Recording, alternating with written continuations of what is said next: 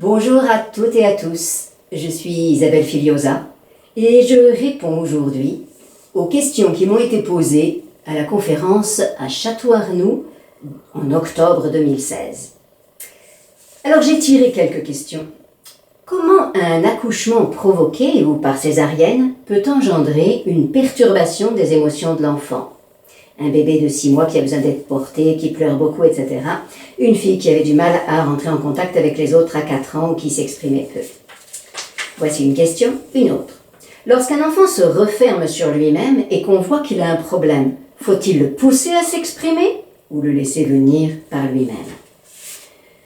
Une enfant de sexe féminin à 4 ans, une fille unique, comment trouver la cause d'un blocage émotionnel qui entraîne des crises de colère à répétition ?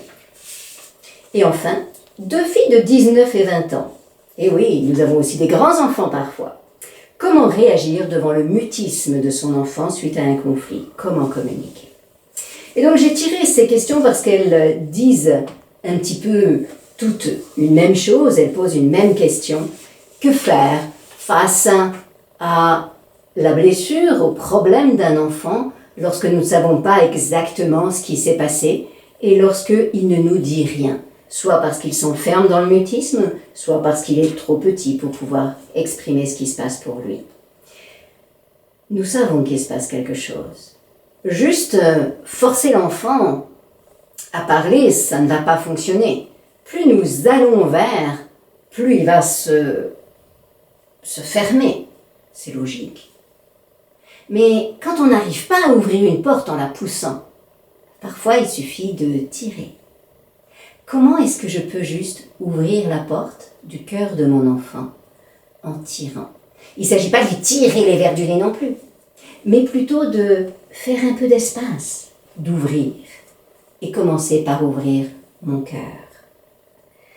Lorsque un enfant se referme sur lui-même, quel que soit son âge, c'est important d'aller vers lui. Mais non pas d'aller vers lui pour « qu'est-ce qui se passe pour toi ? Qu'est-ce qui se passe pour toi ?» Parce que là, l'enfant, mais plutôt lui fournir de l'attachement. Je t'aime, je vois qu'il y a quelque chose qui ne va pas. Si on a conscience d'un conflit, comme avec les 2 filles de 19 et 20 ans, nous pouvons commencer par exprimer notre gratitude. Oui, je dis bien gratitude. Dans le conflit, nous avons une part. Nous sommes rentrés dans le conflit, nous sommes rentrés dans le jeu de pouvoir. Et donc, c'est important que nous nous excusions de cela, que nous lui disions combien nous mesurons, que nous lui avons manqué, que nous n'avons pas su l'écouter, et la remercier de s'enfermer dans son mutisme, parce que grâce à ce mutisme, vous avez du coup pris le temps, nous avons du coup pris le temps pour plonger à l'intérieur et réfléchir et identifier qu'est-ce qui te blesse, qu'est-ce qui te fait problème. L'objectif, c'est vraiment de sortir du jeu de pouvoir. J'ouvre mon cœur, je sors complètement du jeu de pouvoir et seule la gratitude envers l'enfant nous permet de sortir complètement du jeu de pouvoir. Et le miracle, c'est que lorsque nous exprimons de la gratitude envers un enfant, naturellement, ça touche son cœur. Et du coup, il s'ouvre. Les conflits cessent. Trouver la cause d'un blocage émotionnel qui entraîne des crises de colère à répétition. Avec un enfant de 4 ans, on ne va pas parler de la même manière. On va bien sûr écouter, mais quelques enfants sont déjà beaucoup dans le verbe et vont discuter. La plupart des enfants de 4 ans vont plutôt nous raconter les choses en jouant.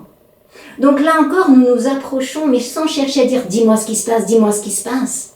Mais plutôt, nous allons reculer, faire de l'espace dans notre cœur et jouer. Jouer avec les petits personnages, avec les peluches, avec les cubes, avec les trains, et nous écoutons.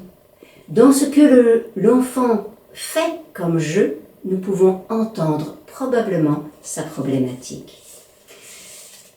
Et je termine par comment un accouchement provoqué ou par césarienne peut engendrer une perturbation des enfants, parce que les enfants n'ont pas toujours toutes les réponses à leurs soucis. Parfois, c'est effectivement un blocage émotionnel. Parfois, il y a eu une carence d'attachement, il y a eu une blessure, il y a eu quelque chose qui fait qu'ils se sont refermés et qu'ils ont des émotions bloquées à l'intérieur. Parfois, ils ont vécu un trauma. Mais quelquefois, ça n'a rien à voir avec ça. Quelquefois, eh bien, un accouchement provoqué ou une césarienne, ou quelque chose d'autre qui a pu se passer dans leur vie, a provoqué une dysbiose intestinale, parfois une cure d'antibiotiques un peu trop forte, bref, une dysbiose intestinale. Et nous savons aujourd'hui que les bactéries dans nos intestins peuvent générer des émotions.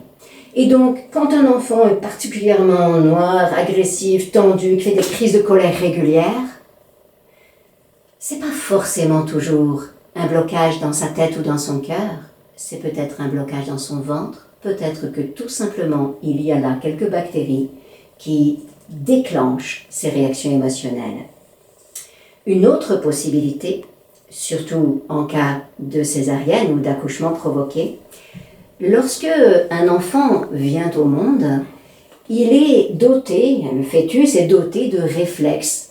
Ces réflexes archaïques primitifs lui permettent de se retourner, de faire tout le travail qu'il a besoin de faire pour passer dans ce passage très étroit. Sa tête fait juste à peine moins d'1 centimètre que la taille du bassin. Il faut qu'il arrive à passer et donc il se tourne pour réussir. Bref, toute une sorte de réflexes sont prévus pour lui permettre de faire ce travail. Lorsque l'accouchement est provoqué ou lorsqu'il y a une césarienne, les réflexes primitifs n'ont pas la possibilité d'être utilisés. Souvent, ils restent ensuite, parce que normalement, ils disparaissent au bout de quelques mois, après avoir été utilisés, ils disparaissent pour faire place aux réflexes posturaux, aux réflexes toniques qui permettent d'arriver à bien gérer, réguler les émotions. Quelquefois, quand on a des réflexes primitifs exacerbés, on a une hypersensibilité qui fait que toutes sortes de choses sont difficiles à gérer. On peut avoir besoin d'être beaucoup porté parce que tout simplement, les réflexes qui permettent d'intégrer les réflexes de l'oreille interne n'ont pas pu être suffisamment aboutis. Bref, l'enfant a un souci. Donc, j'écoute l'enfant en me mettant à sa portée pour savoir ce qui se passe dans son cœur, pour écouter ce qu'il se dit dans sa tête, mais je vérifie aussi d'autres pistes, notamment la dysbiose intestinale et la piste des réflexes primitifs. À bientôt.